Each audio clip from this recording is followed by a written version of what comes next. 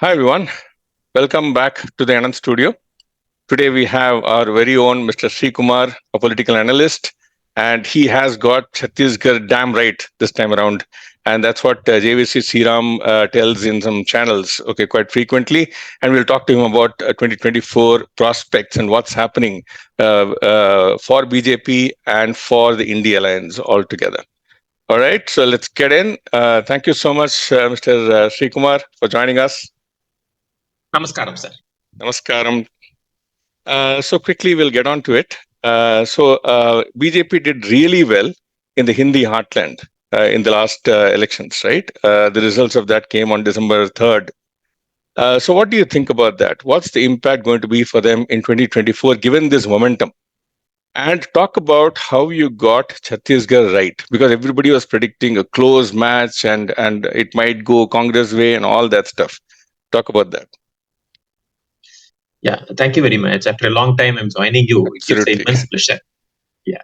So let me put this your question into two parts. So one about the Chhattisgarh portion, and the second one about how it plays in the Hindi heartland, and other when how it goes. First, it comes to Chhattisgarh.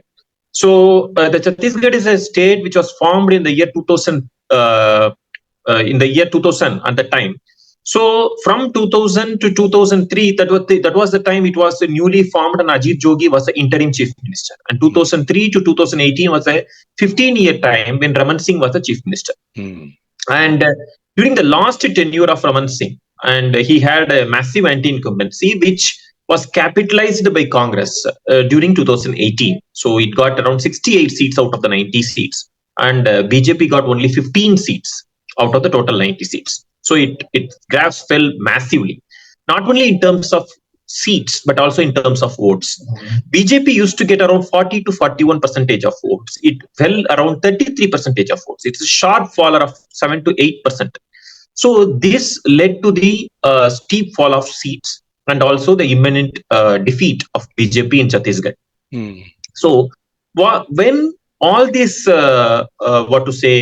these analysts or the people who do the polling, including opinion polls, they all came into one conclusion that they compared 2018 with today's scenario, saying that Congress had 68 seats out of 90 and around 10% gap. BJP was 33%, Congress was 10%, 43%. So even if there is some shortfall of around 2 to 5% also, Congress will have a higher vote share. And also from 68 seats, even if it falls around 20 seats lesser, also, even half of the seats it falls also, Congress will be able to save that state. That was the, you can say in Hindi, they say mota moti, that overall their perception and they predominant perception, yeah. Yes, and they didn't had any in-depth analysis. So what I saw in Chhattisgarh was in 2018, the Congress votes didn't rose to a major level. It was a 40 to 42%, which was a normal level, but it was the BJP which lost the share from 41 to 42% to 33%. So the sharp fall was due to a party called JCC, which was found by Ajit Jogi and his group. So he took away all the tribal votes from Bastar and other adjoining places, and which led to the fall of BJP. So Ajit Jogi passed away due to COVID, and his son couldn't manage the party well. And I could also see the return of the tribals back into the BJP fold. And when the JCC itself shrinks, the vote share normally gets increased. So, and I can easily sense that I predicted it's around May to June 2023, which was much ahead of even the election. How did you do that? Did you have people in Chhattisgarh who are feeding you with this data? And what was the background? No, honestly speaking, I don't know anybody in Chhattisgarh. Okay. And even I have not visited that state. It was due to the analysis. Pure data. Which I did. Yes, based on pure data and impartial analysis, I should say. And to that extent, I even mentioned that if they have a proper narrative and candidate selection and also the manifesto right, the BJP can pull off. Because we should all remember the Chhattisgarh is one state where there is an immense organizational strength for the BJP. Mm. The organizational strength basement was laid down by late Kushabau Thackeray, who was also the BJP president, who was his dream project was Chhattisgarh. And it was that the party's organizational strength was further improved by many battery of leaders. I should say, like it was the even Ramesh Baid, it was the Dilip Singh Judev, it was even Raman Singh, and it was people from all sections of society. It had people from OBC community, it has people from tribal community. So there was a large section of people. There was a fair representation across the communities.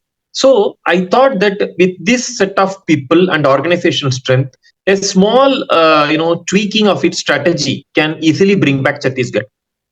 To my surprise, what happened was the BJP central leadership also felt in the same way.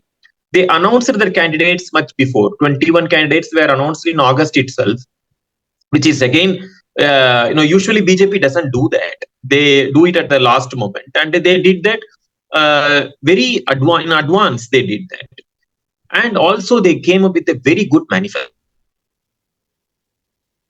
Labeled it as a name as Modika guarantee. Immediately had a very good attraction towards it, and because they have a huge faith and on the Mr. Modi's integrity particularly.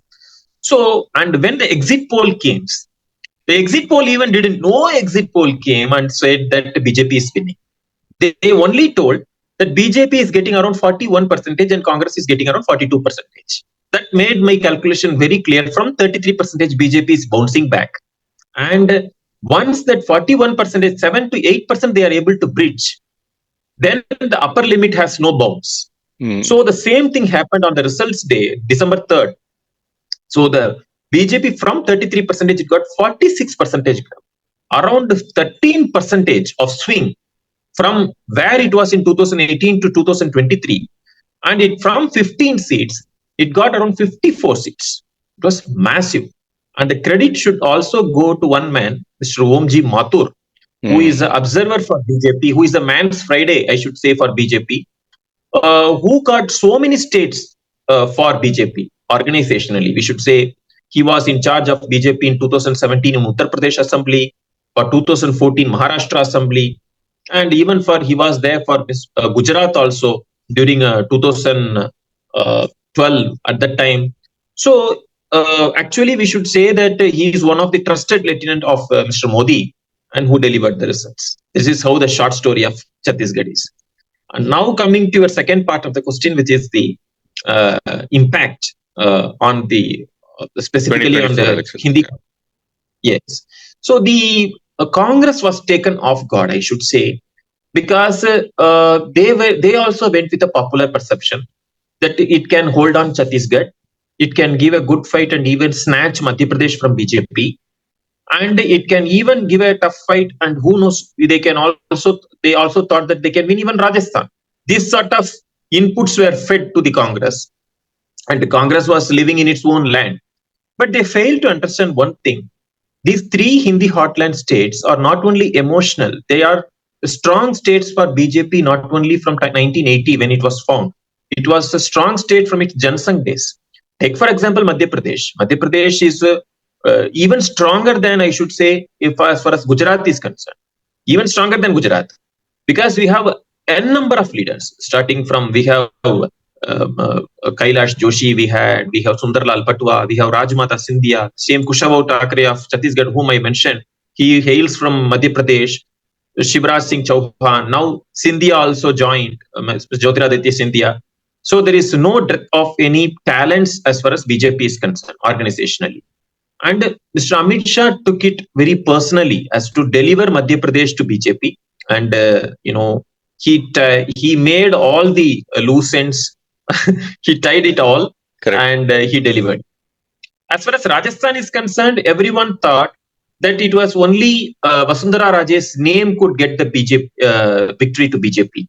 But Modi took it in his name without announcement of any chief ministerial candidate and with the normal anti-incumbency, and he was able to get on with it. So I should say these three results, it took the opposition and particularly the Congress in surprise, because what they thought, the India alliance which it formed, the Congress will have more bargaining capacity if it delivers these three states, at least two out of these three states.